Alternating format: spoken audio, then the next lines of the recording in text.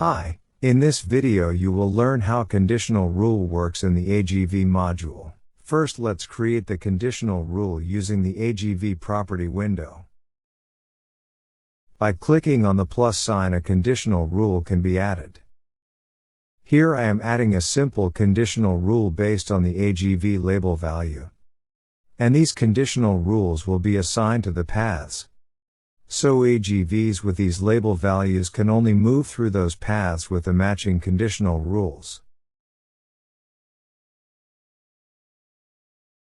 To make the AGV follow a conditional rule, the type label should be created in the AGV.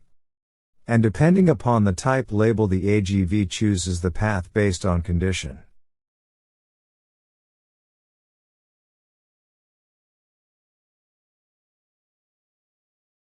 The next step is to add the conditional rule to the AGV paths. It can be done from the property window. Here we are assigning longer route with Rule 1 and shorter route with Rule 2.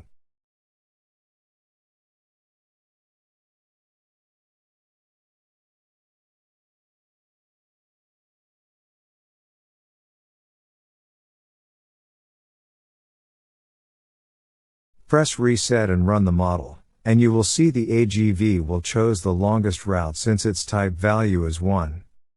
And the shortest route is having a conditional rule 2 and longest path has conditional rule 1. Change the AGV type label value to 2 and see the change in the AGV movement.